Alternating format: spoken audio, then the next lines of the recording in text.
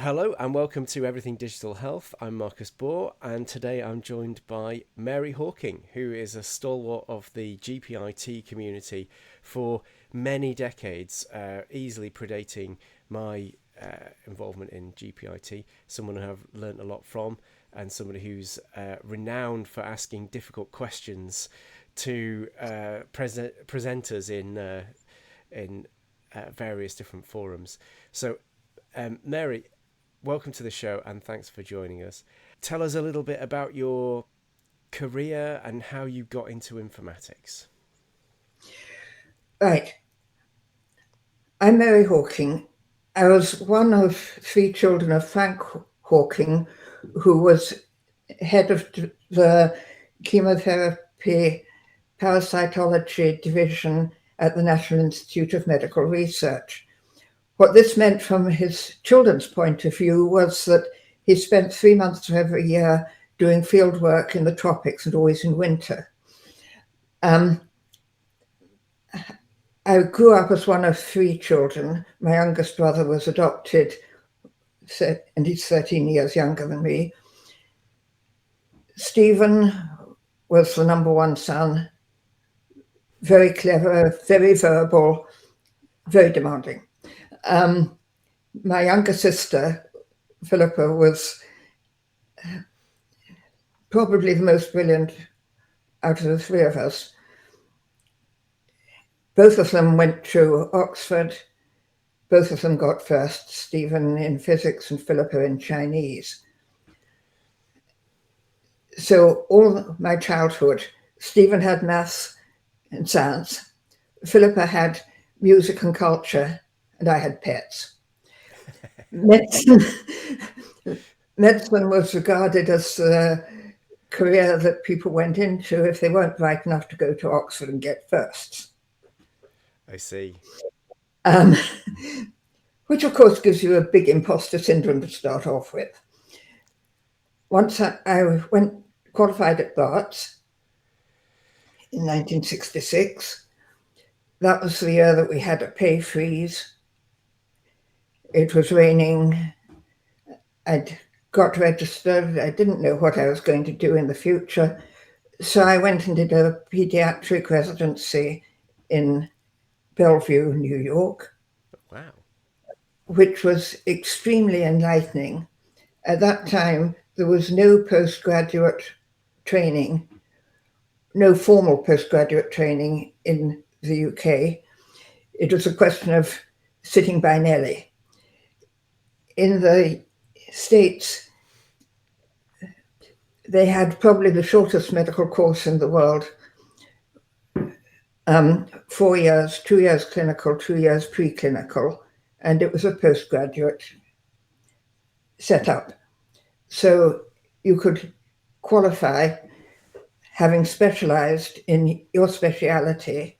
The result of this was that the residency programs were extremely good, extremely structured, and very thorough because they assumed very little knowledge, if any, before you entered the residency program. So I did 2 years there. Then I went to Buffalo Children's Hospital as their pediatric renal fellow.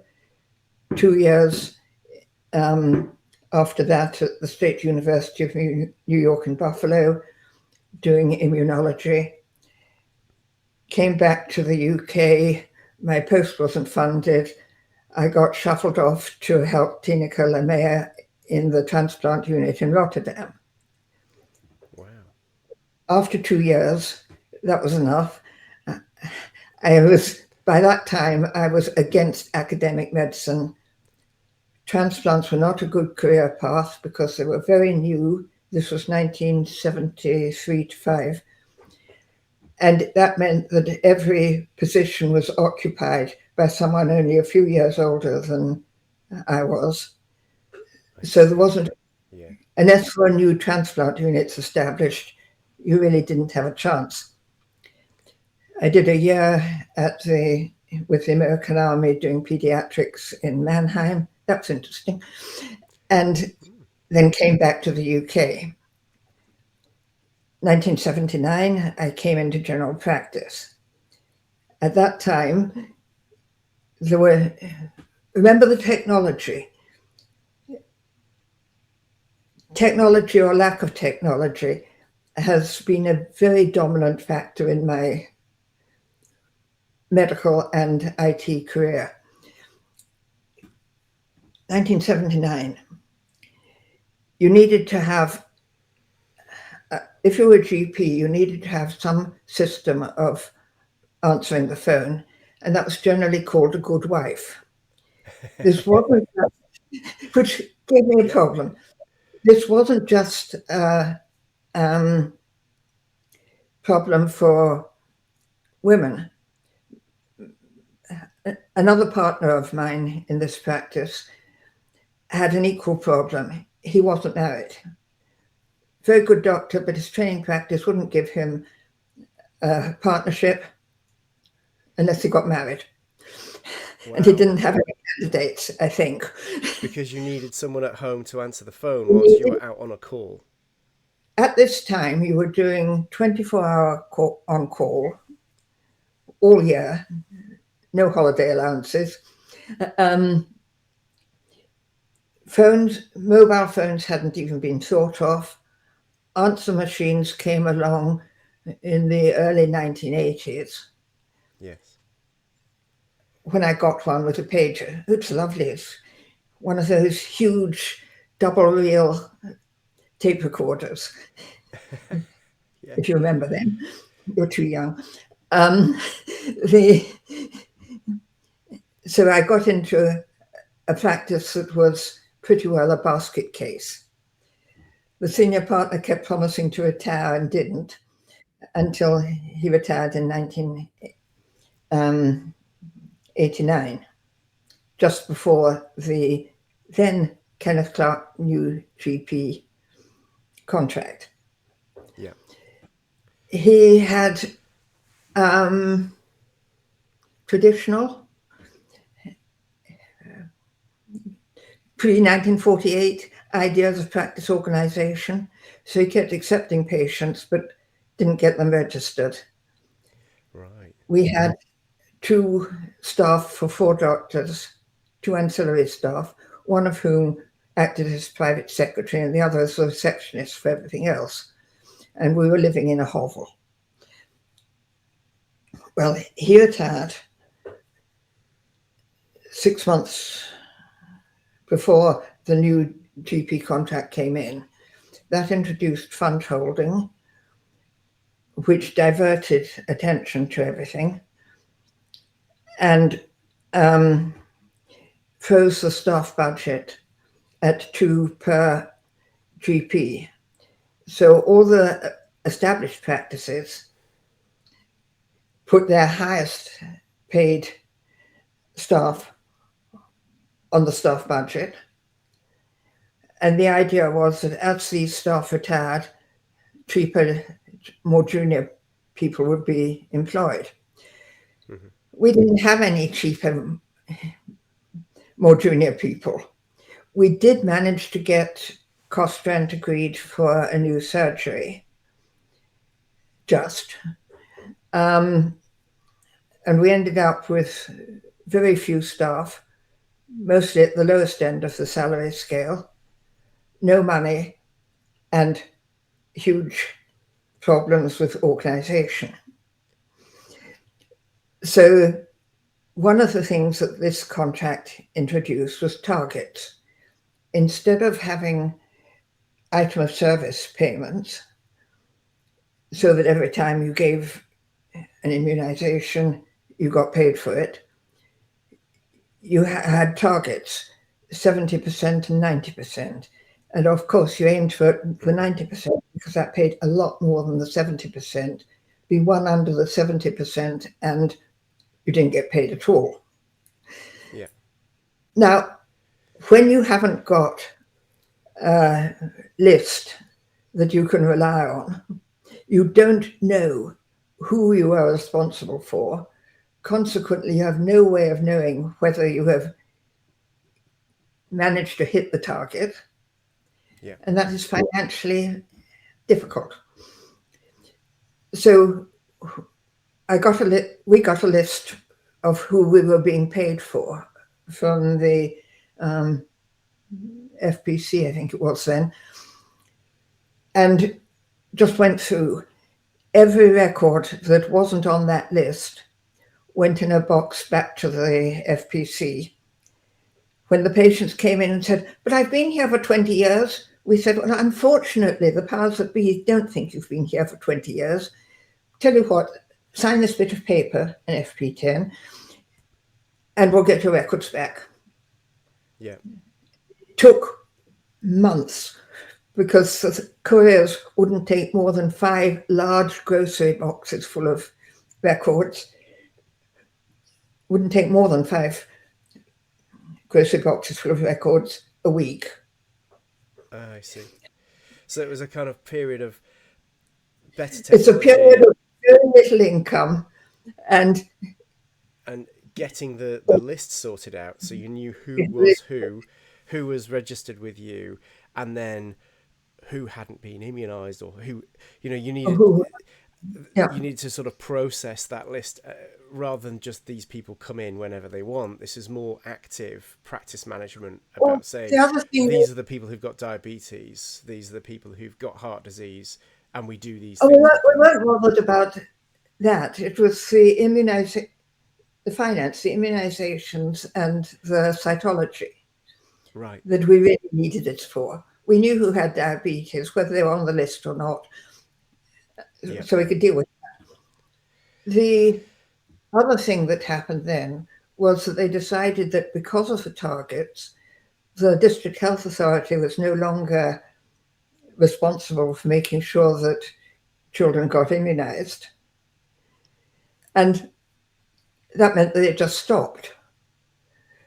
So on the 1st of April 1990, the district health authority said, GPs are getting paid for it, we're not doing it anymore.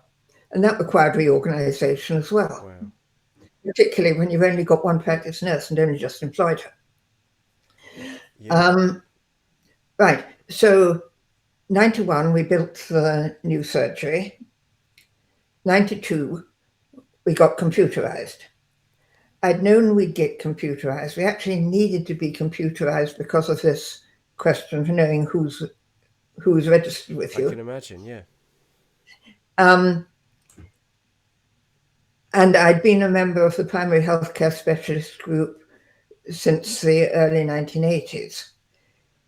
They got absolutely fed up with me appearing every conference, every meeting, saying, "What system are you using? What do you think of it? What are the pros? What are the cons?" But by the 1992, I had a pretty good idea of what we needed. So we interviewed them. This was a time when there were loads of different systems. Yeah.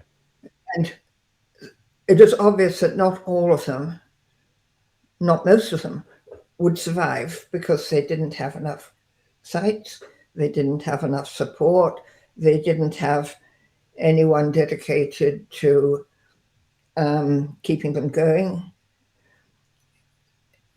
Meditel and VAMP had been using the computers for data system as a financial system, and that had broken down. The idea there was that you had a diagnosis and a medication linked together, and this would be valuable information, which it would be. They were threatening to come in and repossess the hardware, which didn't seem like a very good basis for a long-term relationship. They also needed rewriting because they were, Meditel, if I remember, was written in BOSS, which isn't a very good language. It's fine for business, but it's not very good for medical records. We interviewed the remainder that we thought were possibilities, having all the partners, a practice manager, and one a representative from the reception, because they were the people who were going to use it, Mm-hmm. every 2 weeks for about 6 months. And at the end of that, I knew that everyone would just let me have what I wanted because they were so fed up with these regular interviews. And You wore them down. made the receptionist give her opinion first. And we ended with EMIS. I'd expected to end with EMIS. This was EMIS LV. It's written on Mm. mumps, which is very, very fast. Um, it was very configurable for our practice needs. So you could write templates, and the template showed what the last time that code had been used and the value of it. So if you had a diabetic template, you could see very quickly last time the feet had been checked and the result. Mm-hmm. Last time the HbA1c was checked and the result. Um, and you could run lovely reports and link your problems so that if you wanted, and on a temporary basis, if you wanted to look at a patient's diabetes and cardiovascular disease at the same time, you could just link the codes you needed and all the consultations on that would come up. Ah, yeah. And it was great. It was really nice to work with. Right. So first thing we did was to get a download of registered patients. Mm-hmm. And that finished clearing up the list because every time a patient came in who wasn't registered, here's your FP10. Um, we spent time getting medication in, repeat prescriptions, Yeah. and that cleared the problem of the people whose monthly Valium had been going out um, on a weekly or daily basis. If they Ah, lost their yeah. prescriptions, well, tough. Be more careful next time. Oh, by the way, what's the black market um, tariff at the moment? We didn't What's the actually street say value? Yeah, I mean that's still a problem now. Uh, I wasn't even really aware of to what extent that was a problem until I worked in GP in prisons. And in prisons, you have a really tight focus on the medication that's allowed to be in possession and how much supply people have got. And I did that for a while. And then when I came out and was doing GP back in civilian street, as it were, I noticed the same patterns. Hang on, some of these prescriptions are. This is being sold, or at least repurposed or given away or whatever. I think it's more. It happens more than we appreciate. it happens all the time. Well, it was happening all the time while I was in practice. Mm, Things like inhalers, if they were used by the whole family, the child who got free prescriptions yeah. would be having an enormous use of inhalers, and the parents were using them or selling them. Sometimes there were particular families and social setups Mm, where you could see this was going on, but it was very difficult to deal with because are you going to say to someone who does have asthma, quite bad asthma, I'm not going to prescribe you any more inhalers. You've had your salbutamol for the month. yeah, it's a perennial problem for all doctors everywhere. Really, is you know, if you refuse to prescribe because someone is abusing the prescription system, you could still cause harm. So it puts you in a slightly Yeah. invidious position. You don't really want to cut someone off from their medication, but at the same time, you've got to prescribe responsibly because you're legally responsible for what you've done. And you know, if there were consequences, somebody would say, "Well, how much were you prescribing?" And it would look bad if you were prescribing more than was necessary. Um, absolutely. It's much worse if you're not prescribing as much as is necessary. Yeah. and harm comes from that. Yeah. Anyway, we got that under control, and then we just put everything we could into the computer because we didn't have any staff, we didn't have any systems.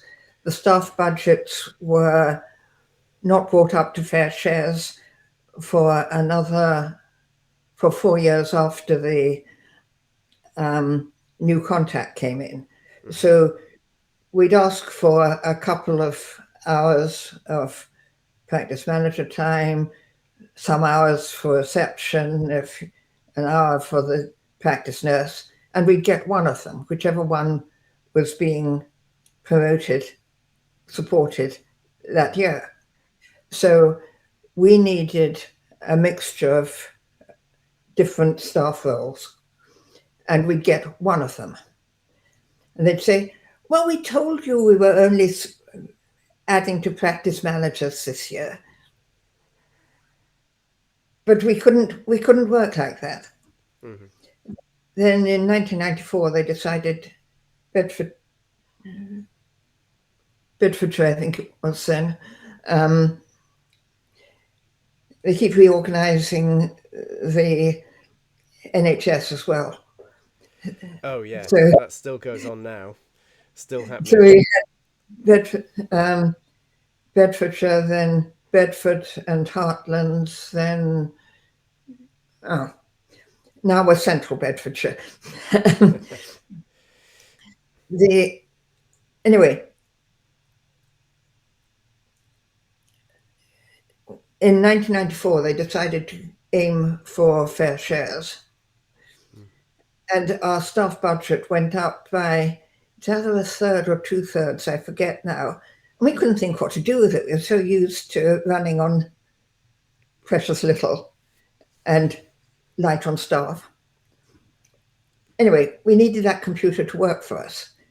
Yeah. At this time, the computers were funded 50% out of the GMS budget, which covered staff, premises, and now computers were added in 1990. Yeah. The budget, as far as I know, was not increased. You just had something else that came out of it. So, 1992, we got computerized of EMIS on the 4-byte read code system. Yeah. Um, I knew that the 5-byte was coming on. I'd asked for 5-byte, but CAMS, it was the organization run by James Reed that licensed read code for use in GP systems. Yeah. And they limited the number of 5-bytes they were giving out. So we got the 4-byte, and it was extremely useful.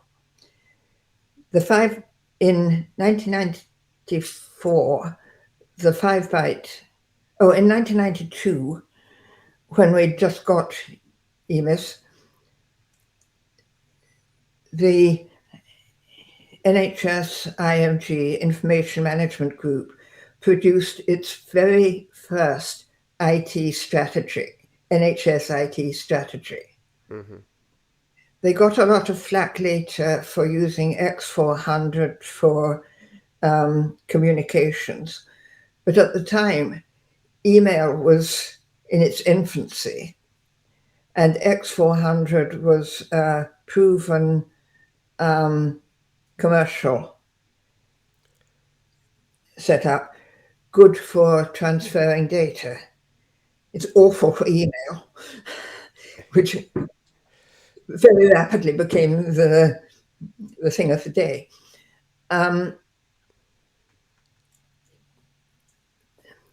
Everyone at the conference was delighted that we had finally got a practice computer and would stop bothering them with asking their opinion. With all the questions. Yeah. the one of the key things of the um, IMG strategy was single records available at every point of patient contact with the NHS. Hmm. At this time, hospitals were entirely on paper, and I wrote a soapbox pointing this out. How are you? And the problem remains the same to this day. It is, yeah. Hospitals are Quality, still not universally off paper. I mean, there's still quite a few hospitals that have paper records. and even the ones that are theoretically off paper, a lot of them seem to have scanned consultation notes. Yeah. So that has the advantage that you can have access to the last few consultations. And you don't find that the clinic can't run because they can't find the notes. Well, that's a Yes. great advantage. But from the GP point of view, we haven't been using that sort of system for donkey's years. No, and Since, having scanned records is a sort of a digital workaround, really. It's just digital paper, isn't it? Because what's not happened is coding is not a first class citizen in secondary care. So whereas GPs will enter a clinical code related to your reason for seeing the GP and will link that to the medication so that searches can be done, and so it's rich structured data about your condition. That doesn't happen in secondary care. I mean, where they use codes, they are generally using ICD codes, and those are applied by clinical coding specialists for the episode as after the patient has been discharged. So you've been discharged from hospital. Someone might code that episode, and that's really for payment because that gets submitted the to I the hadn't thought of treasury, I that. guess. ICD coding came much more systematized when they got payment by results, which was 2003, 4, Hmm. somewhere around then. Because no, it was later than that.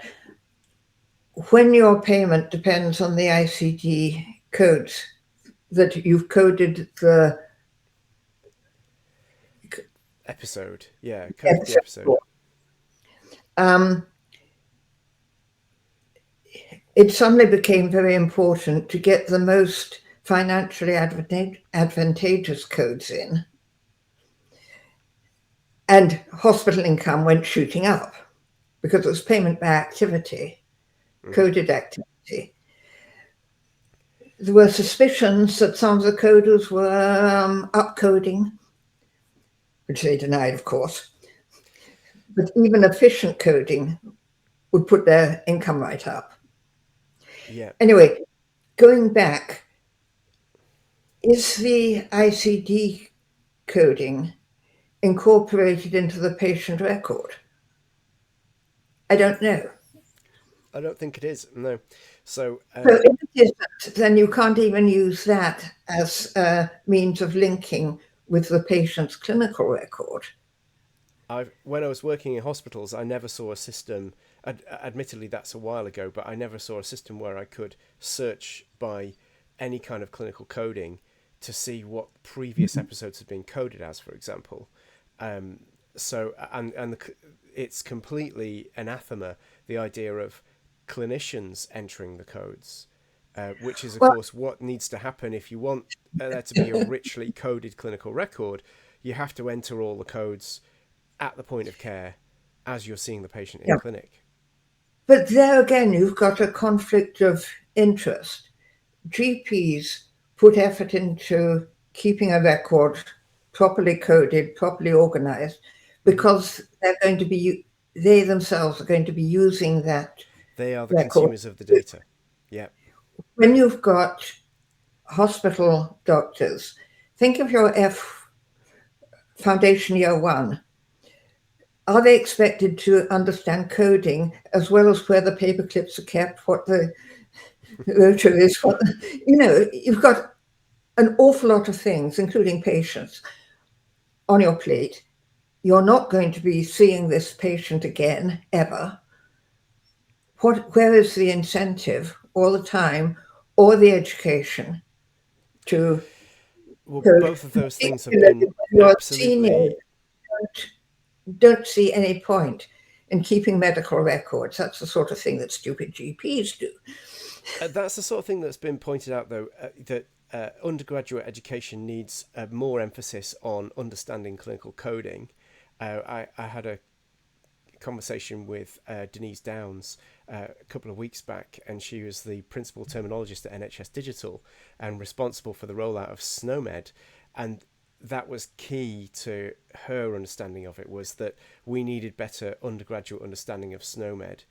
But in answer to the second bit about why would an FY1 doctor input clinical codes, the answer is because they would benefit as consumers of the data. So I remember what it's like doing an audit of practice in secondary care in a hospital. You had to order the medical records and go through them manually to find the pieces of information you wanted, and you'd then put that into some kind of spreadsheet, and then you'd do your audit kind of thing. And the going through the notes bit was 100% manual and all on paper back then.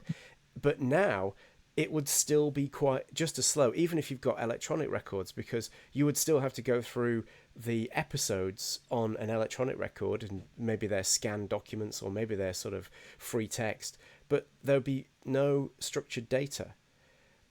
You would still have to go and trawl and find that information, and then you'd do your audit.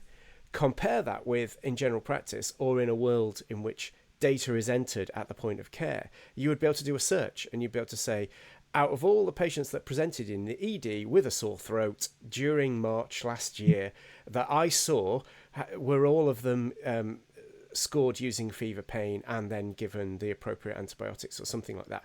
I mean, it's a bit of a primary care example, but it's definitely something you could do in general in the ED, except you can't, because the vast majority of EDs do not have that level of structured data in the contemporaneous record.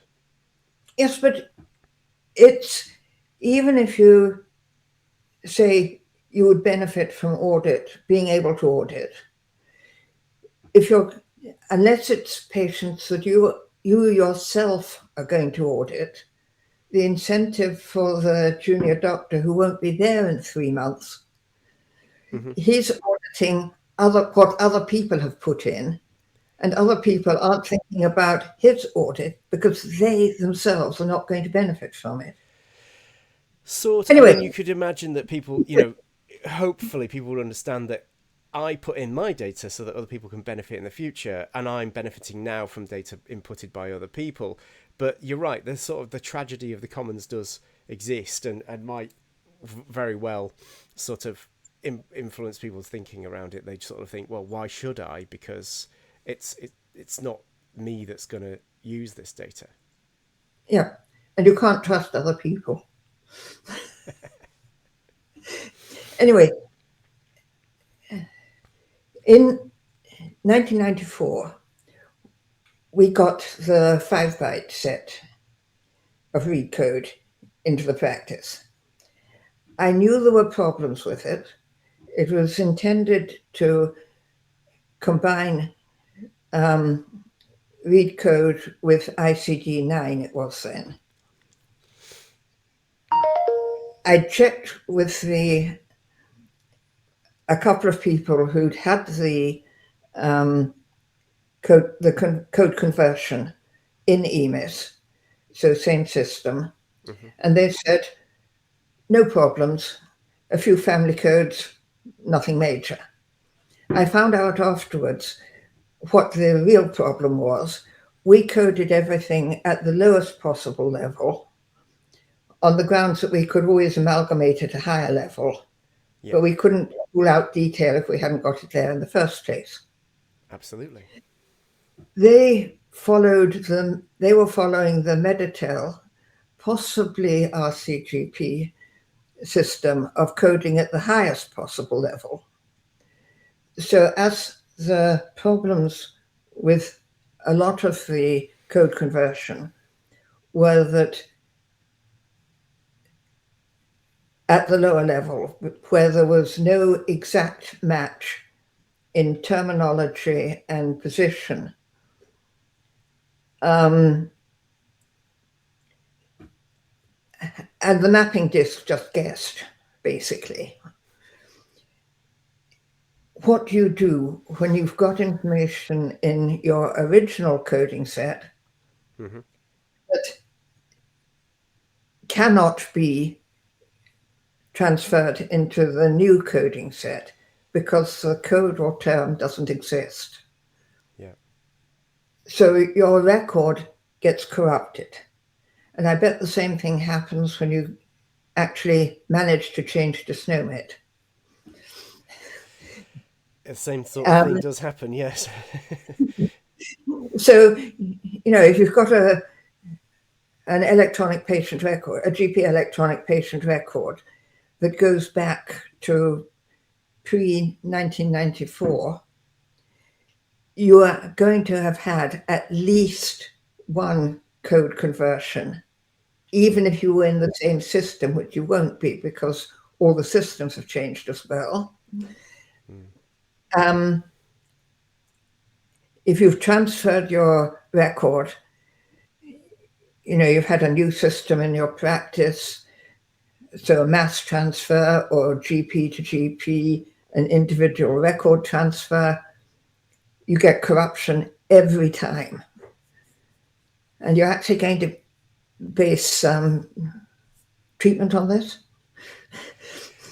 Then, anyway, I came in, and the morning after the code conversion, and it was chaos.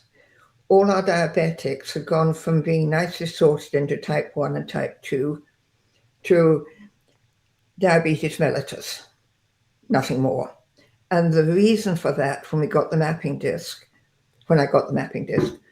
was that it was the next level down. ReadCode was a system of alphanumeric terms in a hierarchy. So G was vascular disease.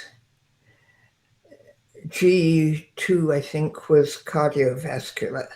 And then if you wanted a heart attack, you added 2 more digits on the end to say where it was. With the 5-byte set, you had 5 digits to play with and the introduction of synonyms. So you had a -1 hyphen.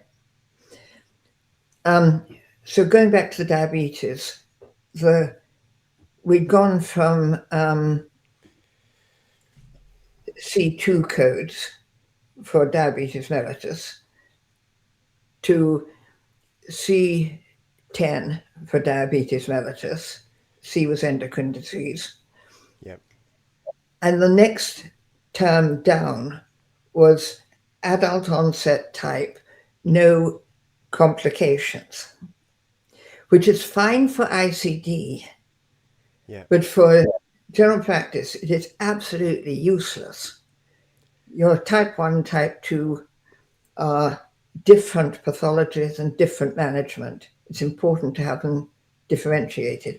I know there are a whole lot more now, but at that time there was just type 1 and type 2. And you can't really say that somebody has the diagnosis of no complications, because if they have diabetes for long enough, they will get those complications. I think it makes more sense, as you say, for an episode of care where you saw a patient and in retrospect they were seen and they had this with no complications. You can say that at the end of an episode and then you stamp it and you throw it away, kind of thing. Yeah.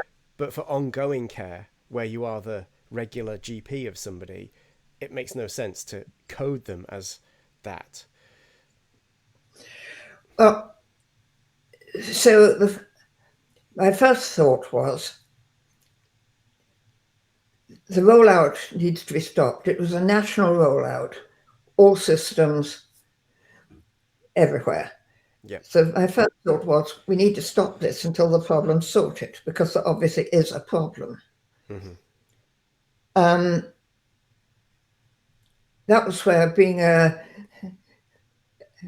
member of and having a lot of friends in the primary healthcare specialist group was so useful, because at that time, all the um, systems had clinical advisors, all of whom were members of the primary healthcare specialist group and attended Click 6 and Slip 6 and all the Mm-hmm. meetings. I knew them all. And when I pointed out the problem, they all understood it instantly.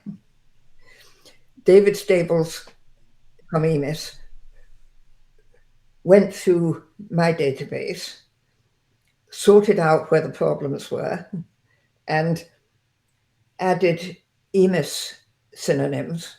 Synonyms were new. So if you see a term where the code had hyphen 98 or 99, that was an EMIS synonym. Yeah. And Interesting. I was very happy with that, because being an EMIS thing, EMIS owned those synonyms. And if the record was transferred anywhere, it could be easily sorted. Meditel stuck with 4-byte for another 10 years, I think. I don't know what VAMP did, but they was converting from Oxmis. Yes, they converted from Oxmis after that, so they wouldn't have been affected by that. Mm-hmm. The result of this was that I got to be very unpopular with the Centre for Coding and Classification, who had produced the mapping disk, and with CAMS for being such a pain in the backside. And everybody recognized me after that. I got recruited to the Enabling People program, NHS Enabling People's program, Uh-huh. IM&T for clinicians. I said to Chris Pearson, you want someone from the RCGP? And he said, no, I don't, I want you. So I got on that. That was a time when they were talking about IM&T for clinicians Yeah. and trying to think how to get it into the undergraduate program. This was basic IT. Yeah. How to turn your computer on, how to use a spreadsheet. And there were some very interesting programs. The GP one was Wisdom, which was Sheffield University Trent. It was a program that was running already, but they took on another module for online module for IT for GPs. Uh-huh.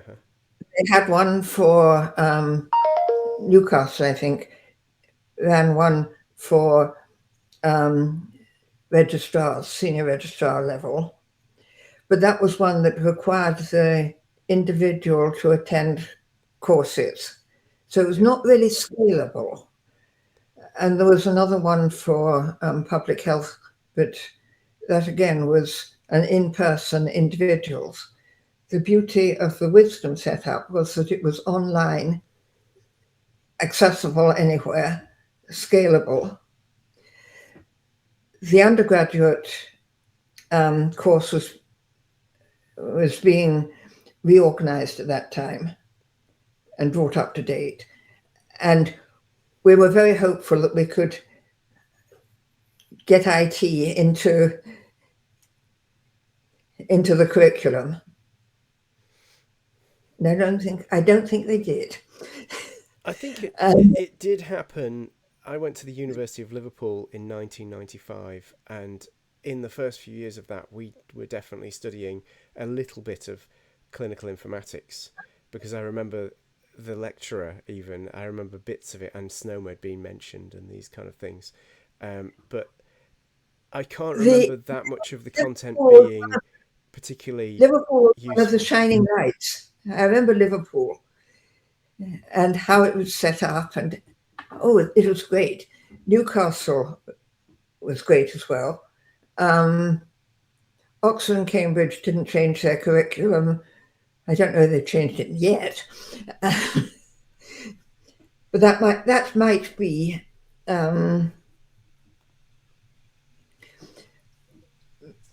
my projection, because it's always seemed that Oxford and Cambridge resist any change, particularly one. Maybe the sort of more traditional courses and the ones that were seen to be more prestigious resist the change more, perhaps. Yeah. Anyway, that folded in 1998, I think. It was very interesting what was going on. In 1997, that was when payment by result, practice-based commissioning came in. Uh-huh. And my my locality, Dunstable and Houghton Regis, put in a bid to become a locality commissioning pilot. We got started. I was the IT person. That was interesting because we had NHS Net, which didn't have any connection to the internet. They forgot to put that in for the commissioning when they commissioned the setup. Yes, that So, sounds like commissioning to me. Yeah. so we did quite a lot of stuff on that, testing this with.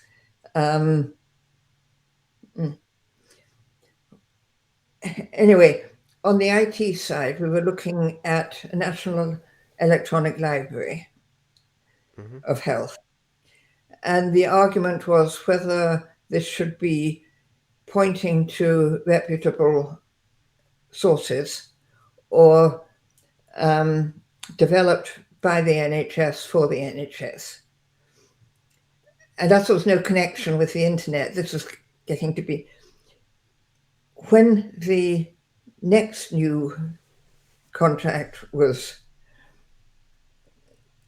when there was a reorganization again, we lost the second year of the pilot, which is a great shame because we'd saved a lot of money, which promptly got swept up to pay off hospital overperformance.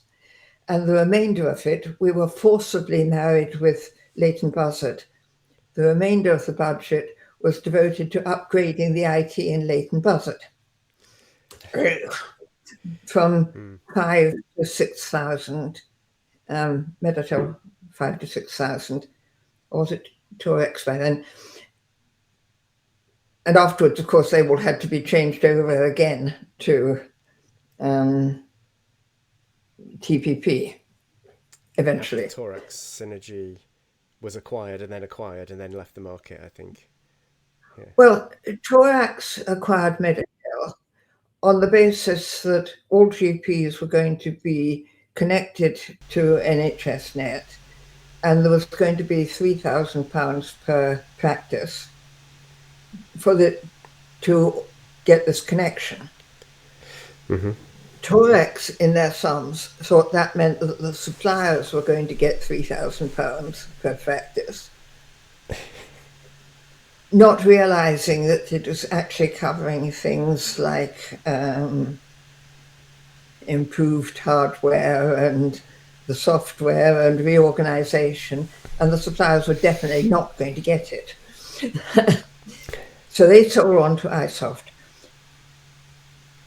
I've never been in that field, so I'm a bit vague about which problems occurred where. Mm-hmm. Right. So now we've got PCGs, which quite rapidly turned into PCTs.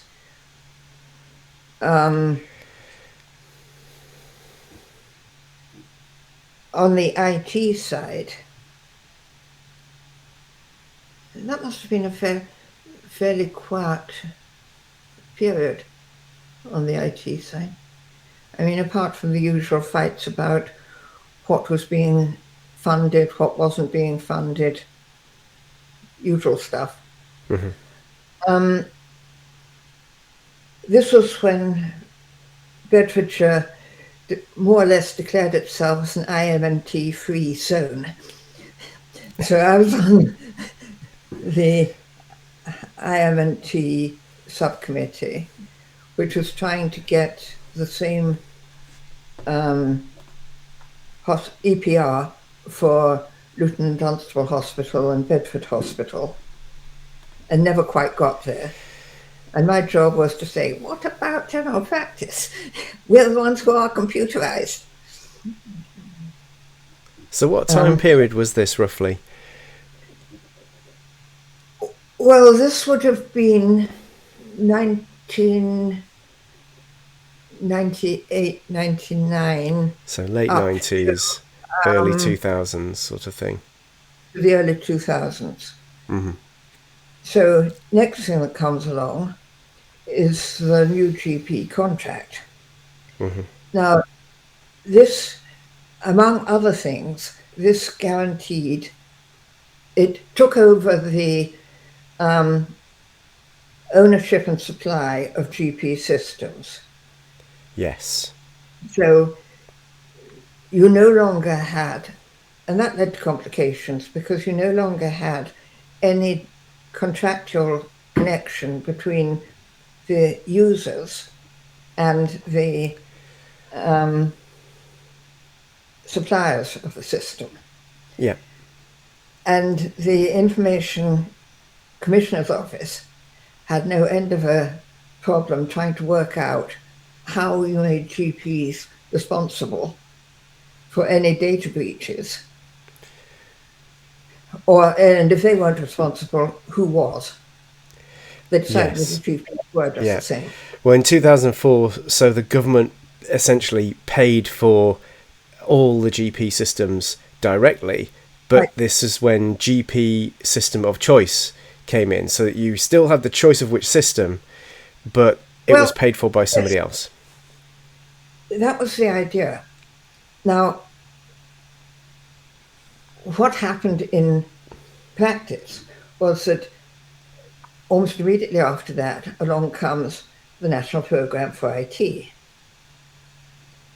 So at the same time, you've got a central program that's going to supply everything IT wise for the NHS and make it all work splendidly. I'd had that one before with the IMG.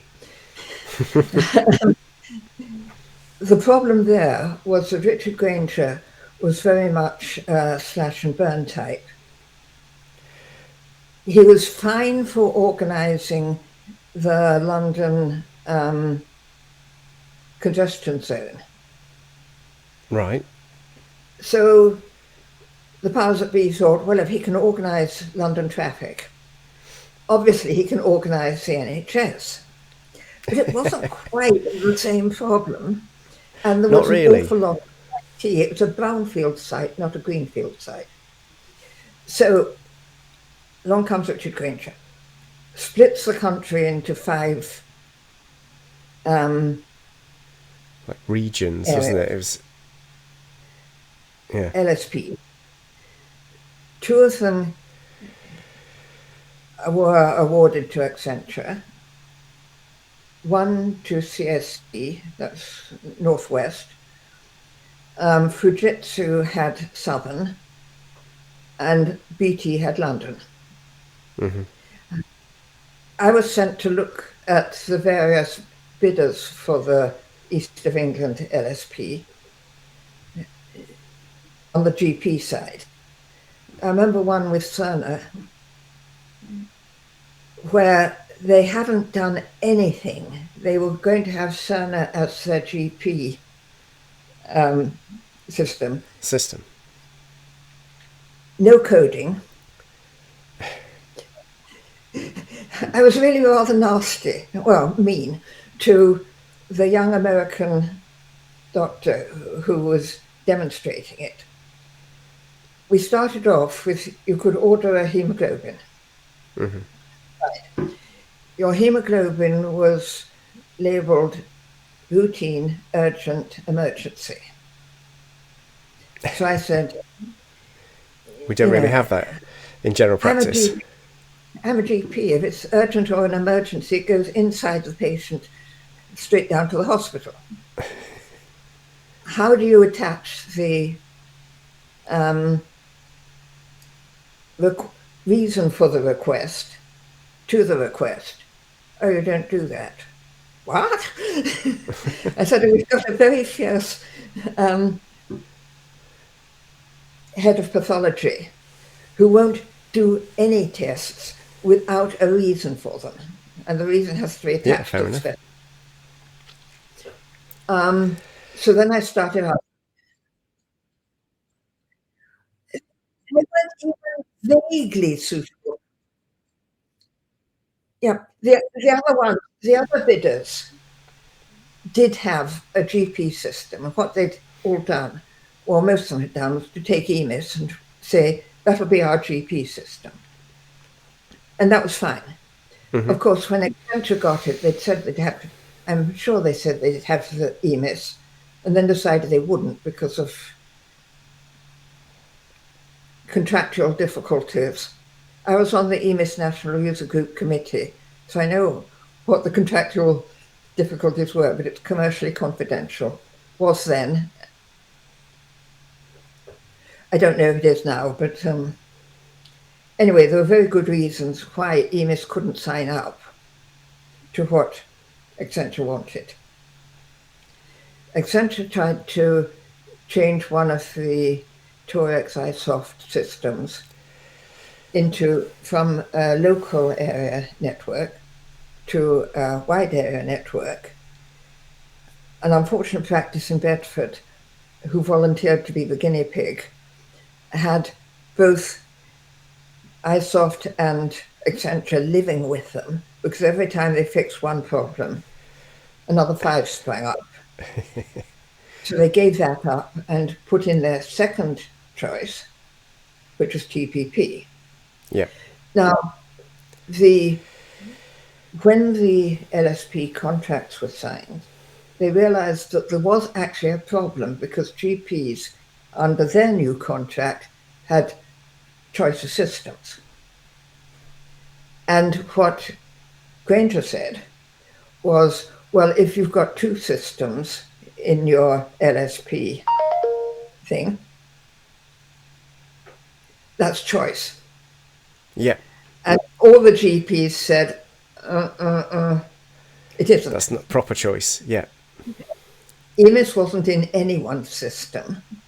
The EMIS National User Group was and is a very well organized and influential Well, they were. setup. Yeah. They don't exist anymore. But none of They these don't? user groups exist anymore. No, No. this still exists. They still run conferences. They may do. They're certainly not influential anymore. They used to come No, to no, the they're joint not. GPIT committee. We used to have all five at the time. Yeah. Major suppliers would send a member of their team to the joint GPIT committee meetings, and then they stopped and gradually phased out. I know that Vision User Group that died off many years ago. Yeah. I'm told that they are still invited but don't attend. Yeah, quite possibly, Because I, but I I, I think did they. ask about that. Because they are now the only user group. Anyway, at that time, we started a campaign successfully to involving the other user groups who existed at the time and got the GP systems of choice. Of course, the way the Connected for Health was set up, there was huge pressure on practices to convert to whichever system their LSP had chosen. selected. Yeah. And from the LSP point of view, you can see, or from the organizational point of view, you can see that having a uniform system across the patch, remember, we are now getting connected.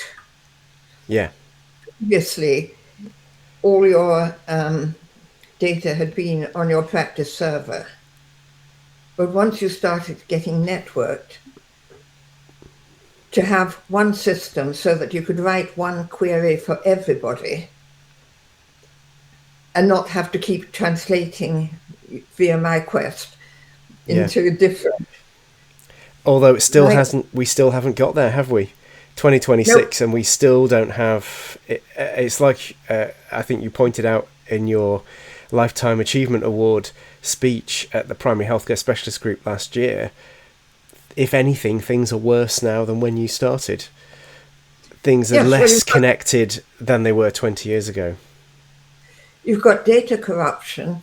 You've got a system that, because you can import other people's records, you have, as a practice, you have no control over the quality of the data that's coming in.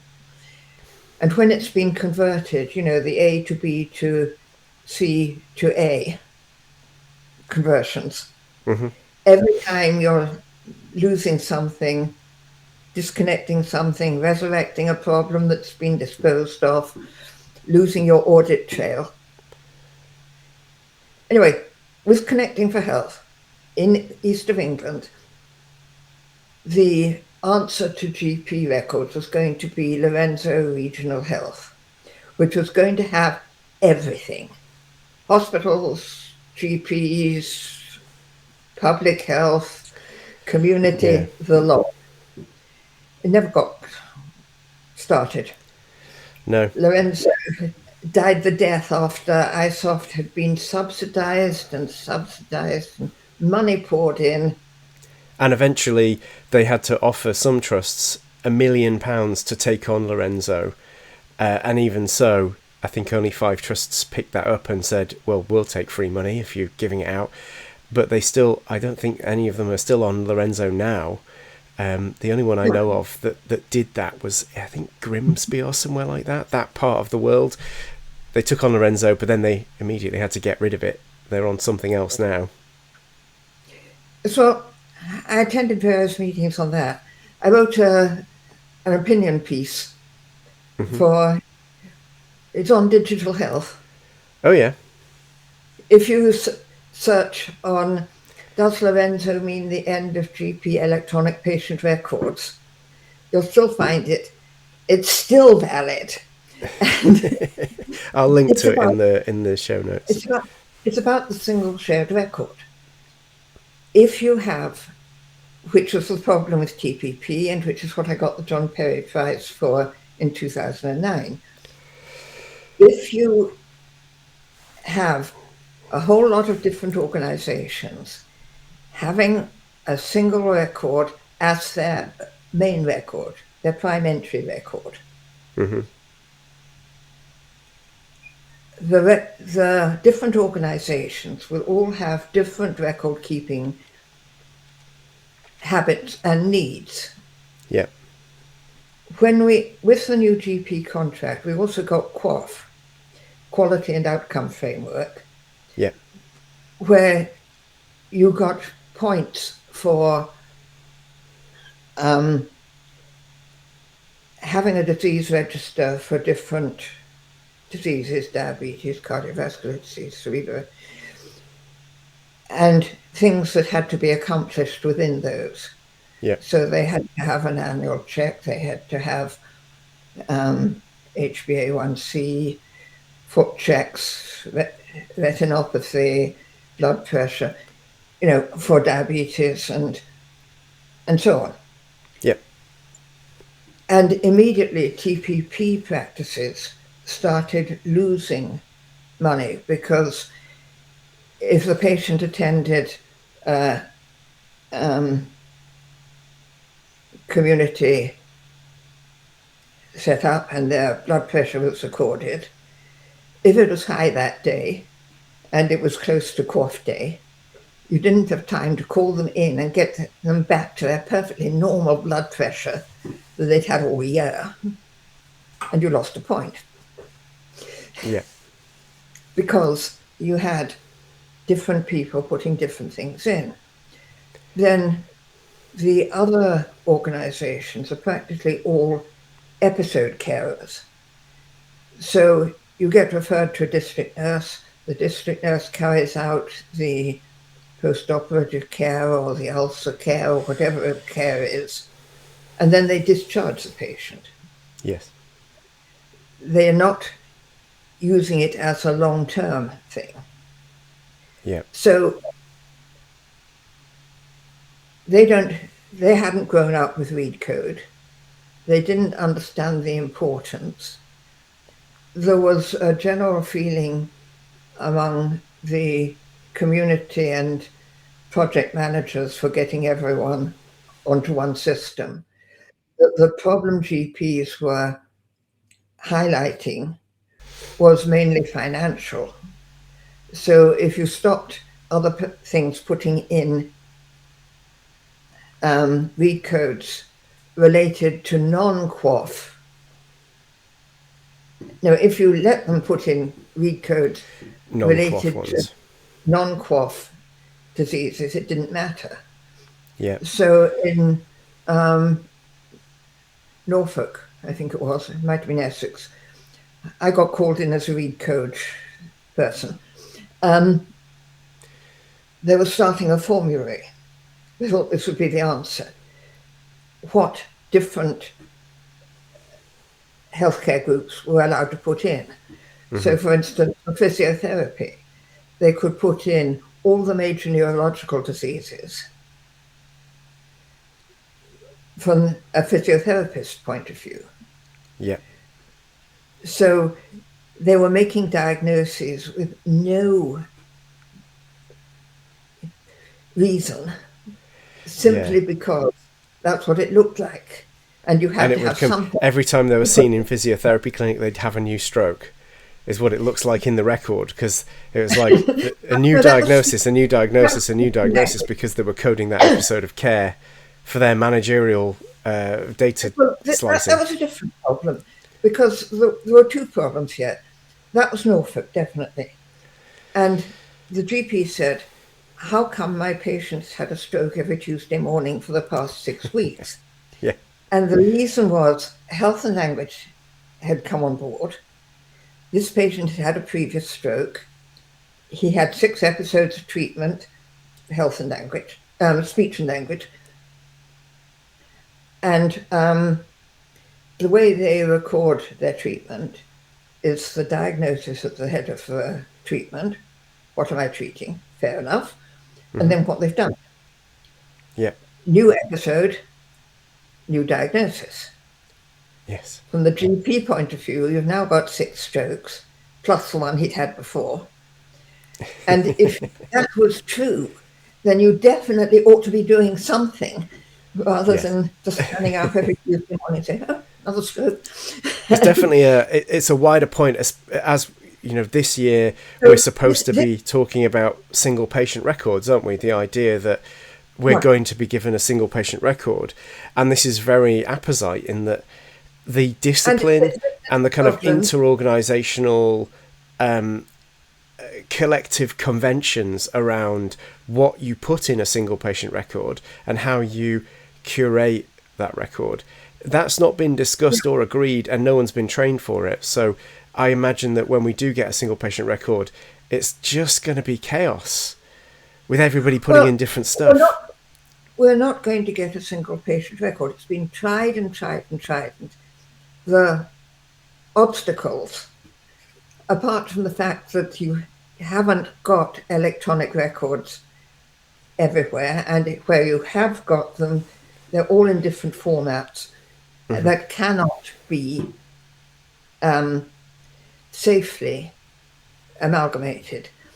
The primary healthcare specialist group has been talking about this certainly since 1992 and probably before that.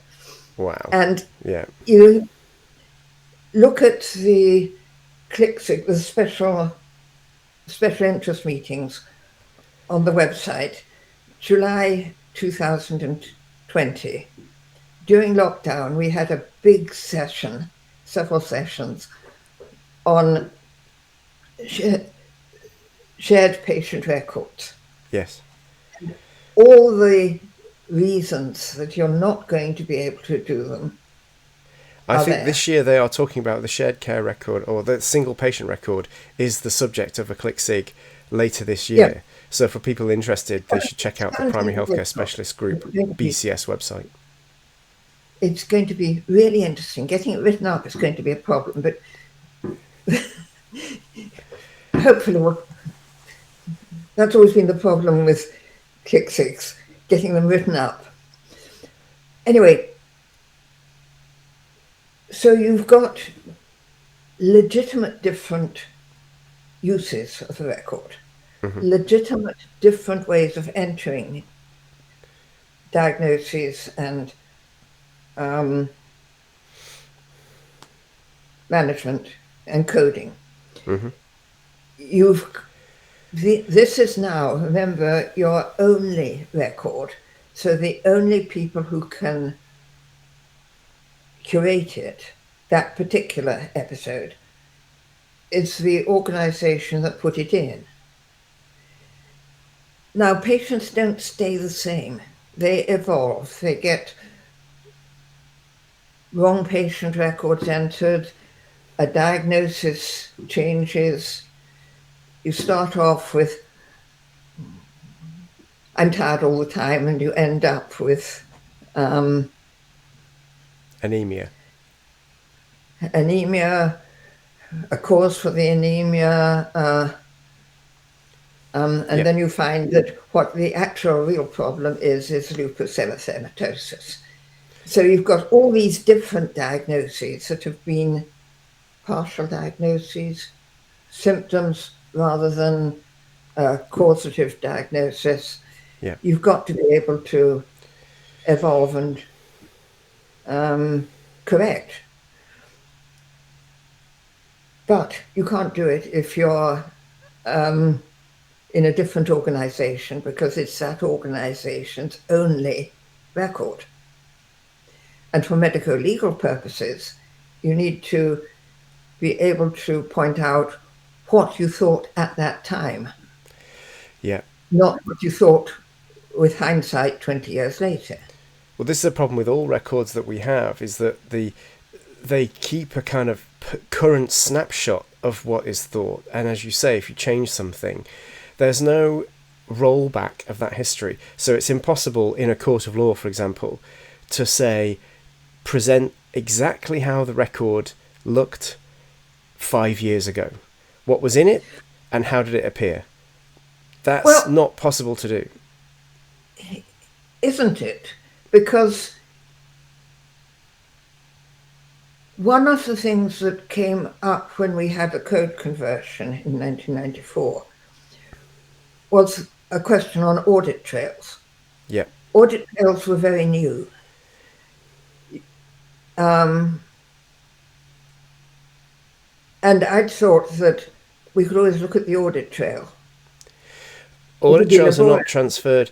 So if you, what happened there, wait a minute, what happened there was that at that time, the audit trail in EMIS was coded. So when we had a code conversion, the codes in the audit trail were changed as well. I was moaning about this around 6 months later, and someone said gently, Mary, that's been fixed. They now won't be changed in a code conversion. Quite right. And but even with the audit trails, when you move systems, you lose your audit trail. yes. What I don't know is where you've got an enterprise system, and they all are now. So all your EMIS records are somewhere in servers in... Yes, they're all hosted somewhere else, yeah. They're all hosted somewhere else. If you move from EMIS to TPP, what happens to the record that is no longer an The EMIS patient? the old, as I understand it, the old record is What kept. happens to the audit trail? So if it's kept, then you should be able to get back. And the audit trail since EMIS Web came in should be okay.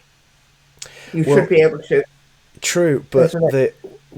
none of Whether this you accounts carry, for companies being acquired, going out of business, and stopping trading.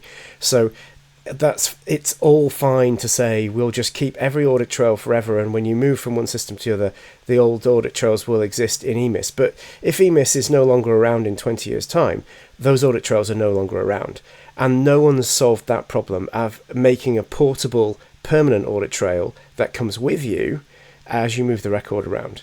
And they also have not solved the problem of historical user interfaces. So if if I'm trying to defend a clinical decision in court, and I say, as the doctor, I didn't see their allergy, for example, because the user interface 5 years ago didn't show allergies at the top place where I was yeah, expecting it, and since then it's been fixed. So in court, it looks like I just didn't bother to look at this allergy, but yeah, actually 5 years ago it wasn't there to be seen. I have no way of proving that because we don't keep historical snapshots of any user interfaces. And this is particularly a problem where you've got kind of clinical portals that amalgamate data from several sources. And for example, as an out of hours GP, you see a snapshot of data that's being pulled from different places in a portal. It's a one-time only view.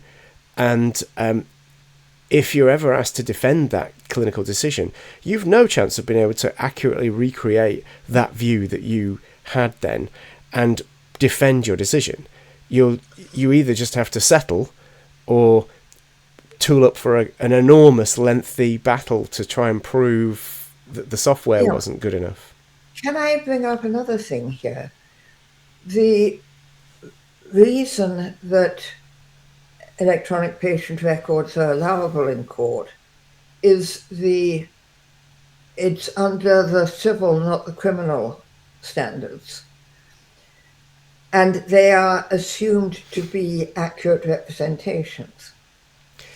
Yeah. When you've got this amount of data corruption, and particularly if you go to a single shared record, will they still be allowable in court? Because the complainant's solicitor is going to say, yes, but we know that these records have been altered either deliberately or inadvertently Yeah. and cannot be admitted as evidence. Yeah, I think it will. What has really changed that is the Post Office Horizon scandal, which I think has established beyond all doubt that a computer system is no longer something you can regard as infallible. And so you have to prove the infallibility Yeah, of a system but you rather can't. than assuming the infallibility of the system. But you can't. You can't, no. Anyway, um,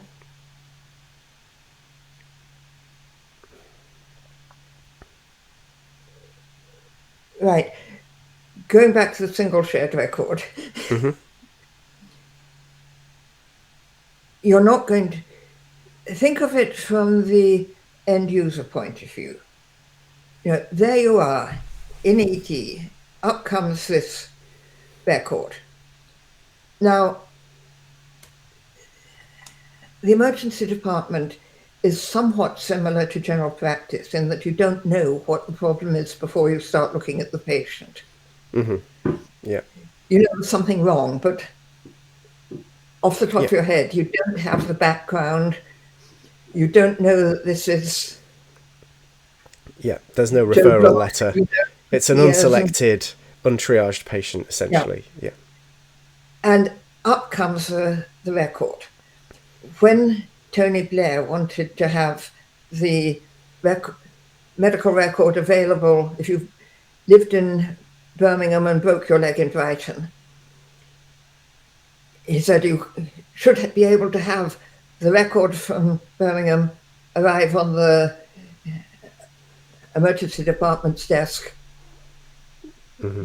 in Brighton already. And I had visions of remember Lloyd George envelopes? Or are you too young for that as well? Um, Yeah, I remember seeing them. I know yes, what they are. right. We had 11 volume patients, Yeah, and these were the fat envelopes, not the little thin ones, big fat ones. 11 of those on one patient. I had visions of these 11 volumes arriving on the unfortunate emergency room doctor's desk yeah, in a mass, and he's expected to be able to absorb those to treat the patient in front of him. yeah. I think there's been not enough thought put into what we actually need. So, what are the bits of the record that actually have relevance when you do turn up with a broken leg in Brighton? To quote that scenario, Right. you need to know someone's medications, their allergies, and maybe the last couple of clinical appointments. Some information, but you don't always know what you want to know until you need to Well, know it. you don't, yes, and also you don't know the thing. Hmm. Remember the summary care record? Yeah. This was interesting because there was the same process going on in England, Scotland, and Wales at the time.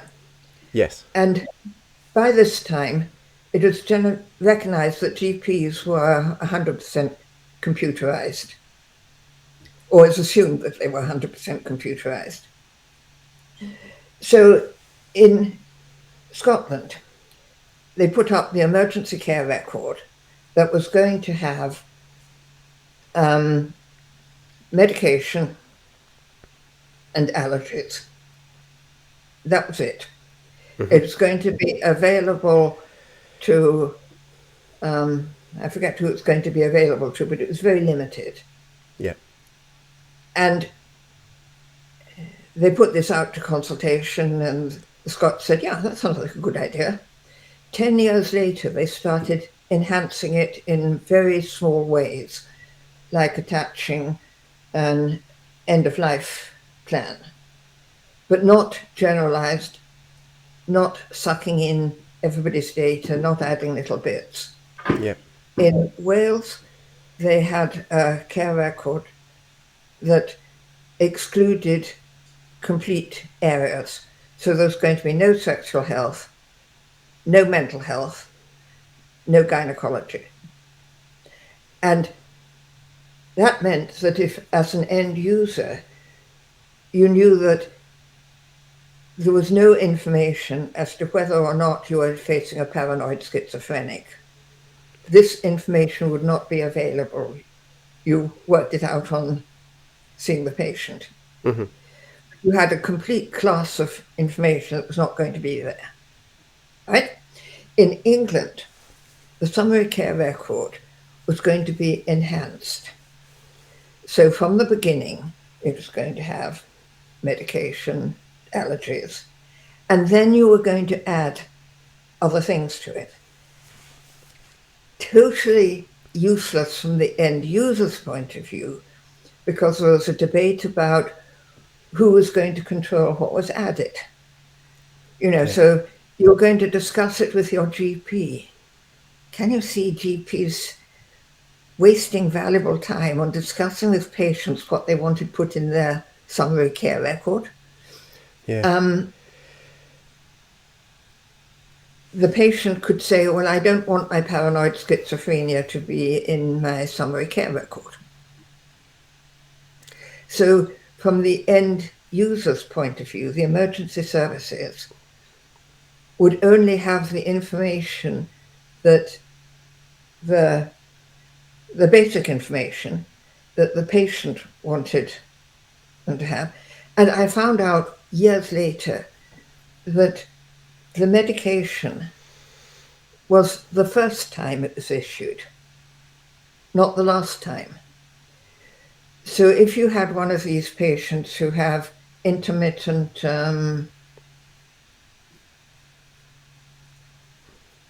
painkillers, these are definitely a PRN thing. They only get them when they need them. So it was first put on their repeats 20 years ago. They haven't actually needed them since. They're not taking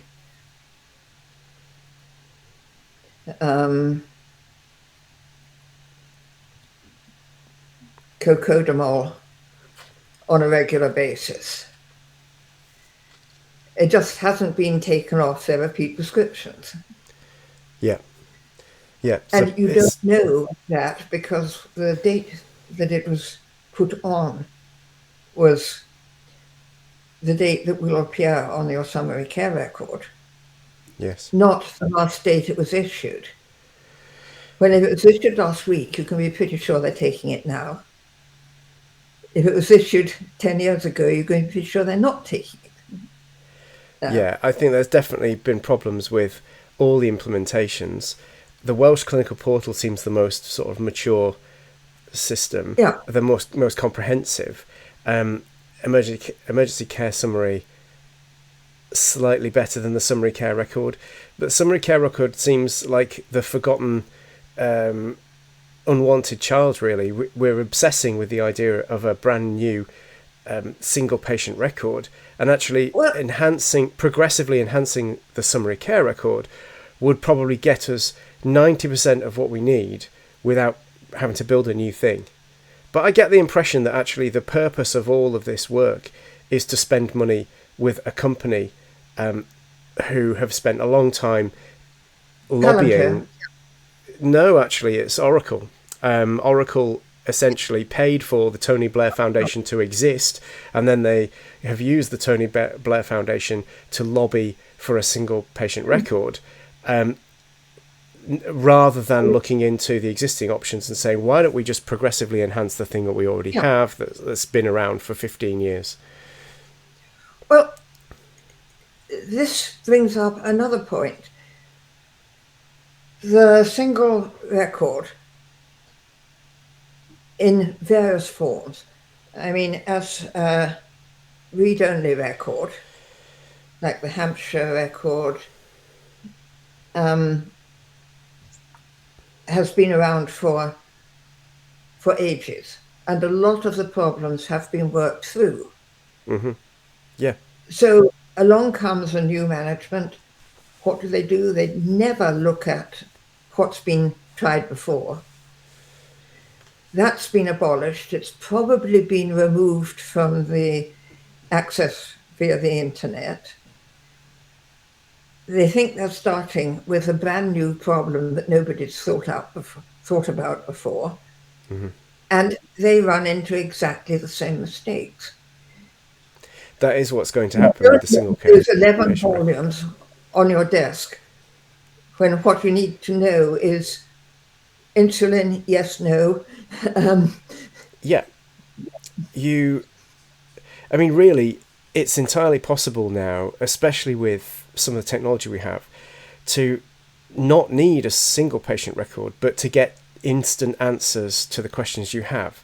So, as an anaesthetist, one of the things I always wanted was sometimes you are seeing a patient for anesthesia who has had a previous anaesthetic problem, and it was at a different hospital. So really, you should try and get hold of the charts and the notes that the anaesthetist made to try and find out what this problem was, because the patient almost never know. They'll say, I had a problem with an anaesthetic 10 years ago and I nearly died. Yeah. And you would be really irresponsible to go ahead with that anaesthesia unless it's an emergency without finding out what happened. I suggest But that it is entirely possible for my query to be answered within a few minutes with modern technology. If I say, I need all the anaesthetic charts for this patient for the whole country, and we send that query out nationally, and I get my responses, and then we sift Yeah. through them and we find the information. But that's not what's being proposed. We're saying we want to put everything in a bucket and then I get the entire bucket. Well, I don't necessarily have time to trawl through all that information. And we are going to end up having to use tools like LLMs to find the relevant bits of information out of this enormous deluge of, as you say, kind of the 11 Lloyd George envelopes, but in modern digital form. The drowning in data problem now replaces the I have no data problem. It's well, the other problem there is what you do about the paper. Because if your information is not held electronically, then you're not going to be able to trawl it. Remember that GPs only became legally allowed to hold the records on computer in 2001, by Yeah. which time it had been assumed that all GPs were computerized. But Yes. legally, before that, they were obliged to hold their records on stationery provided by the Secretary of State for Health, who thought that he owned the information on them because he supplied the stationery. That's an interesting legal point.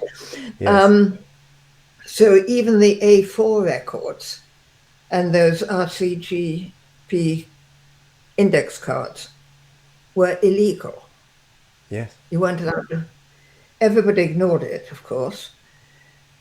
And I think that statutory instrument was only passed because they were working towards the new GP contract, which was going to depend on having GPs with electronic records for the quality and outcome framework. Yeah. You can't micromanage Lloyd George envelopes. No. No. And scanned patient data is even worse in a way because it gives you the illusion that you have all this data to look at, but actually it's not searchable. So it becomes a very difficult job to try and find a piece of information in a series of essentially anonymous file names. You have to just open each one and look at the pages and keep doing that until you find it. And there are technological solutions to that. They just have not been applied. So OCR hasn't been done on a lot of this information. Well, OCR was started and then abolished because you can change it. You can edit a letter if it's OCR. So they You insist can, on but having. people wouldn't. In a medical record, the whole purpose is that it's meant to be a legal record of what happened. Yes, but every time you get that, someone says Shipman. Mm-hmm. And they're right, the thing can be altered and it's advantageous to alter it. It will be altered. Someone will, but then that's the purpose of audit trails, and I guess audit trails is part of how they Yes, caught Shipman. I don't know if your OCR documents, and OCR isn't, when it was being used, it was not a very good technique. You had to read through carefully and make sure that it had OCR'd correctly. Get a slight squint on the paper, and it was chaos. I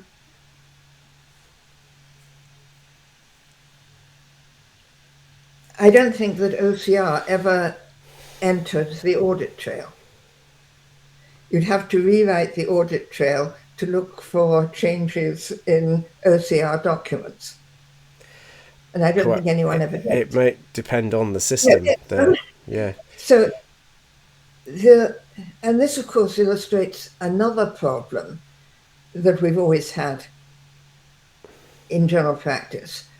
Nobody has written a guide on how to do something. So you got read code. Nobody wrote anything to help GPs faced with a computer and read code and to use read code so that they could use it to get this entirely new concept of linking your medication and your observations and your, everything together into a searchable, usable Yeah. system. That's why we started coding everything at the lowest possible level. The Meditel people were saying you should only code things that you know you're going to want to retrieve. We didn't have the luxury of staff and RCGP cards. We Yeah. coded everything. But there was no guidance as to the level you should, even how you should use it. All those entries in symptoms where you had chest pain. And people said, oh, yes, chest pain. But I think that was 281. I think The that next, the there's a next lot level of. down was no chest pain. So you put in the title heading. When we got path links, the path labs were told the read code is a heading, that you attach a value to. Okay, fine. So they put in B for B12. B, by that time, was cancer. So you suddenly had all these cancers searchable Oh showing my up. God. So they were using code B12 to mean vitamin B12 assay. They were using code B because all it was a title heading. Uh, So fecal occult blood. In read code, you'd have positive or negative. yeah. But the results were coming back just as fecal occult blood. And then text, if you were lucky, Yeah. that said positive or negative. Well, they strike me as the sort of text and code combinations that do not They just survive hadn't GP thought, to GP transfer. yeah, they hadn't thought it through.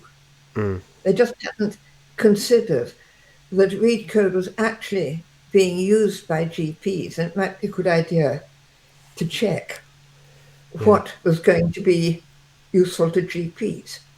I think this When kind of it came, when long. it came to, when it comes to scanned documents, nobody thought through a scheme to label the documents so you didn't have to look at every one to find out the one you were looking for. If you'd put out a thing saying, right, start with the speciality or clinic. So you'd have rheumatology, clinic letter, date, a system of things that you could look through quickly and say, right, that one's orthopedics, we're not interested in that today. As it is, every practice, everyone who's doing the scanning probably, so someone very junior, just put any old heading on it. And when you get record transfers, either GP to GP, and that was limited in the amount you could send. My 11 volume would have 10 of the volumes left off. You had different labeling introduced into your system. So not only did you have to deal with what your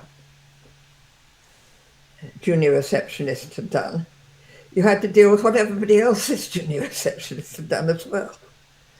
And That's the real somebody difficulty of should have shared records. thought that this was going to be a problem and put up a scheme which everyone would have adopted quite happily. Yeah. But no, just let the GPs get on with it. We're not going to waste money in training and education. Yeah. There's always been a lack of coordination in everything, really, in health technology. if you look, generally there's been an attitude of let all of the 4 devolved nations do something different, also do different things in different regions of the UK and England, and then each hospital does something different and each GP does something different. And as you say, it The most communication in most of these hospitals and GPs. organizations they would like to be doing something coordinated, and they would like to know that they're doing it right, but no one has told them how to do it right. And to some extent, some of these decisions would just be arbitrary about deciding a level of coding, for example, that you should use. It is a semi-arbitrary decision to make, but what you need to do is pick one and stick with it, and just say that's what we all do by convention, and then most organizations could then adopt those conventions. But we have a distinct lack of shareable knowledge and conventions, and part of the reason that we can't do that is because we don't train people to use these systems, and there are no training systems. So there's no ubiquitous single system that you can say learn on this, because everybody is using a different thing when they get into practice. Well, it's if you had the general principles or somewhere that you could access them. I mean, I did a module at Chime when I went half-time and wrote an IT EMIS for beginners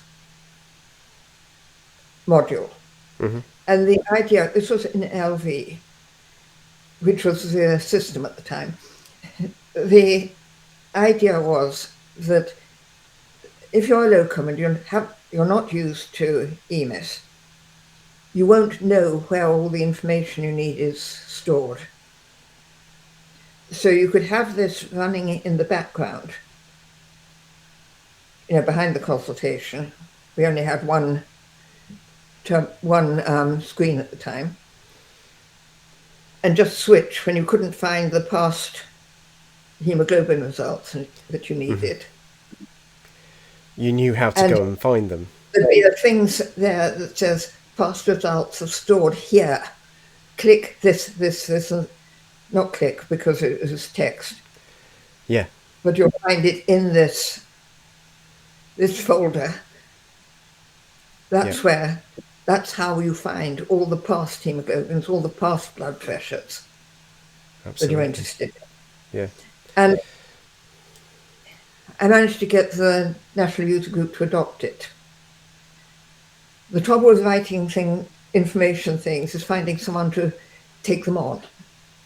I've written so many read code tutorials, I've forgotten how many, but finding someone to actually adopt them and make them available was difficult. Yet that's a solved problem, isn't it? The internet has been around since the 90s, and yet it seems in the NHS there's a distinct tendency to hide things inside organisations.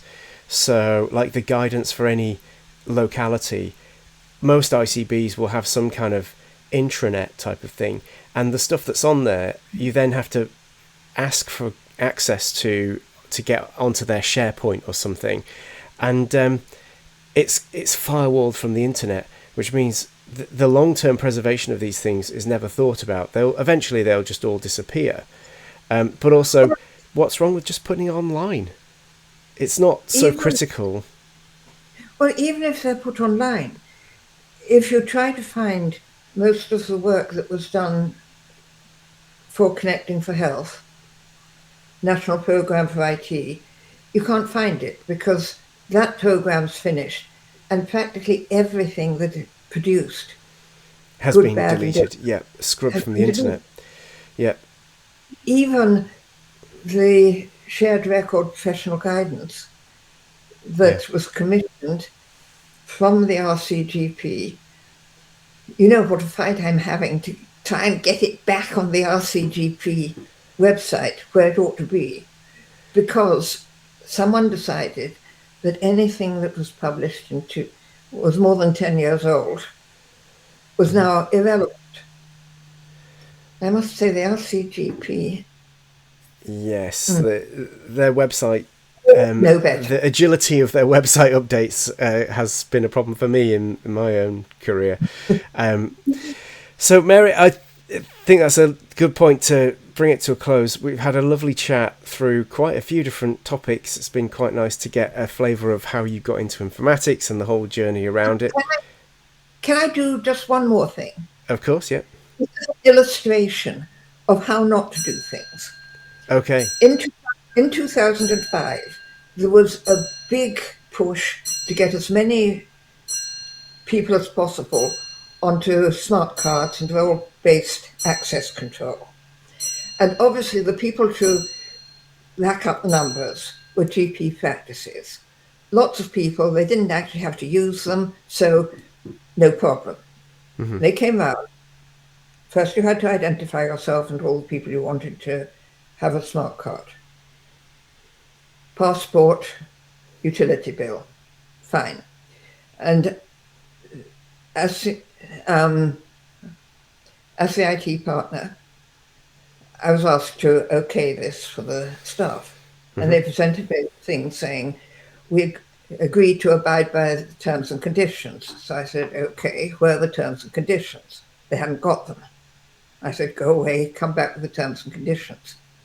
Came back with the terms and conditions, which said it'll be a sackable offence to breach the AUP, acceptable user policy. So I said, where's the acceptable, show me the acceptable user policy. And they hadn't got it. And Ewan Davis managed to run it to earth with some difficulty.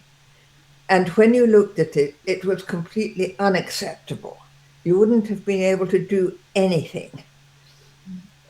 And every practice has bits of IT that need to go on, and things from suppliers and practice accounts and so on. You can't run a completely separate. This was when we had our own servers, remember? Yeah. So the result of all that was that I showed my notes on it to, is that a Downing conference? And I can't remember his name, but Cheryl Cowley was was working with him. Mm-hmm.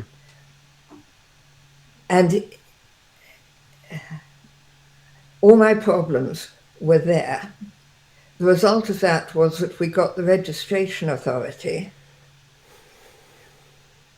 And as Philip Brown said, you're probably not going to like it. Well, I didn't like all the things they put in, but it was a proper system with a proper way of authenticating people, of issuing smart cards and so on. And that didn't exist before. And it's the usual thing, not thought through, not thought of the consequences. Some idiot in some commercial firm. And then, of course, the next thing that happened was the recognition of your smart card was written for Internet Explorer 6. Yes, and I've come across this issue before. Yeah. Almost immediately, everywhere I was being told, get rid of IE6. It's full of bugs. It's utterly unsafe. And the NHS was being told, you can't get rid of it because You smart need it for the cards smart cards. is 7 or 8 or wherever it Yep. got to before it got abolished. Nobody had put into the specifications for commissioning the software to recognize the smart card that it had to be transferable to future editions of Internet Explorer Yep. 6. I mean, smart cards were a bit of a disaster from start to finish, really. They were never thought about making them cross-platform, so you can't access a smart card authenticated application on an Android device, an iOS device, a Mac, or Linux. It was only ever thought of as a Windows thing because the NHS is primarily on Windows. Well, even if they thought of it just as a Windows thing, you had the problem that came up again and again. Medical students on placements. Mm-hmm. They had to be able to access the radiology, which was the only thing that was definitely smart carded. They weren't in the NHS. Universities aren't in the NHS. So they didn't So have a smart they card. couldn't authenticate them. Yeah. The workaround for this was that whoever was working in the department just handed them their smart card and PIN number or whatever other thing they used, and let them sign on as the registrar or the houseman or the, whichever, Yeah. which was completely abolishing the point of having a smart card in the first place. Yeah, unless you actually think it through, as you say, and consider every possible user and make sure that there is a happy path that works adequately for every possible user, then you will get workarounds. And as you say, smart cards and basically everything in the NHS that's tech related has never been thought through properly. And there's just been a complete lack of sort of top level national strategy on it. Right, and yet that problem was so easily solvable. A hospital that had students coming in would have smart cards for student 1, student 2, student 3, student 4, and a permanent record somewhere of which student smart card student 2 was issued to. But that's one And solution, I guess, yeah.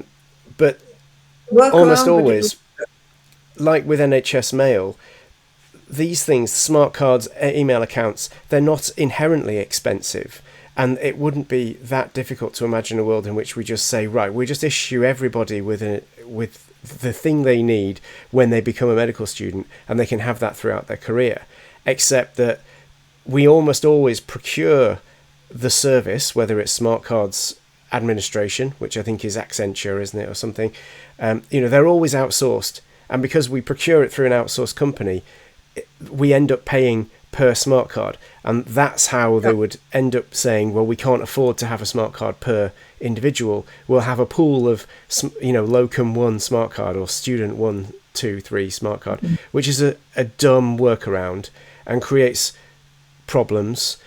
And it's essentially, yes, if you issued a smart card to the student, you then have to have a system of where that student was supposed to be working or placed or whatever throughout their career. So instead of having a smart card management, you've got a personnel management record problem, authentication problem. yes, but either way, it's all solvable. It's just information. It's not L&T.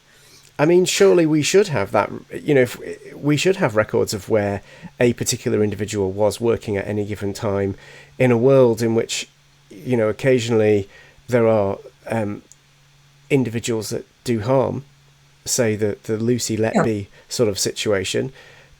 It is worth knowing who worked where and when, and to be able to track them through the system with absolute rigour would be very valuable. Except we can't, because the records are not kept, or they're kept in a very disjointed way. But there certainly is no national registry. You've got different systems. Well, payroll ought to. Is the payroll, which I keep hearing about, NHS payroll, is that a single system, or is that little bits given to different? There is a national. It's the electronic staff record, ESR, is a national England system. I think. I don't think it's Scotland, Wales, Northern Ireland, but so yes, but that's just a separate. That doesn't have anything to do with your smart cards, and it wouldn't necessarily work. It certainly wouldn't work for medical students. So again, it's just, and it's got nothing to do with your NHS mail as well. So totally disjointed, not thought through. And of course, remember that at the same time, IT has been developing. So when I went in, when we got a computer, we had dumb terminals, those green screens. And the monitor was about this thick. Now you've got two thin screens, enterprise systems, Yeah. dependent on internet connections, Indeed. bandwidth, and all that sort of stuff. Yeah. Email has gone from being X400 to whatever it is, but email has changed as well. Your communications have changed, your coding systems have changed, your organizations change on a 3-year basis, or if not 3 years, at least 5 years. Yeah, the Completely. regular redisorganisations of the NHS's organisational structure for no apparent reason, because it's the only thing they know how to do. Well, it's the thing that's politically, this isn't working. Well, it isn't working because you haven't got enough beds, you've got too many patients, you've got lousy public health, you've got new diseases being discovered. You're not going to pay for it, you don't train your doctors, you bring in foreign graduates who've never worked in the NHS and have 3 months' experience in obstetrics for a senior edge position, and you get problems. Yeah. You get a different political party in, and of course, what the first thing they do is to abolish anything that the previous government has done, whatever the outcome. Take Sure Start. That was a very good program, particularly in deprived areas. It saved non-accidental injuries. And that's sort of one statistic Yeah. that And yet it everybody was agreed. abolished. And it was abolished. Why was it abolished? Because it was Labour, and obviously anything Labour does has to be abolished by Conservatives. Yeah, and vice I versa. can't think of anything the Conservatives did that actually needs abolishing right at the moment, but then I've been retired for 12 years. Well, the federated data platform would be top of the list, I think, costing a lot of money for not necessarily that much value at this stage and with a very questionable supplier. Or at any stage, because it's based on Foundry, which is a system for extracting data from different systems into one viewable platform. Mm-hmm. Well, that's fine, but medical records don't work like that. No, we've just spent a good time talking about the way that they don't work like that, and that they are all sort of in different formats, and it's very difficult to bring them all together. And when you do, it doesn't necessarily give you a complete picture of that patient's care. And if you're using it for direct care, I think we can agree that there are major problems. If you're using it for data harvesting, yes, if you can put everyone's social, payroll, medical record, prison records,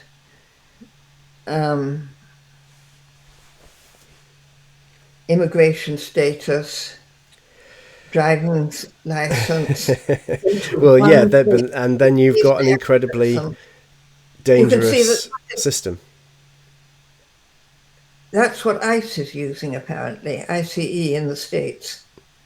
Yeah, that's what we have to defend against, is the idea that these mega databases run by the government will be abused. You always have to design your system as though the next government is going to be white nationalist fascists. When the Nazis moved into the Netherlands, the Netherlands had registers of religious Yeah. groups. So they could just go in there, look up all the Jewish groups.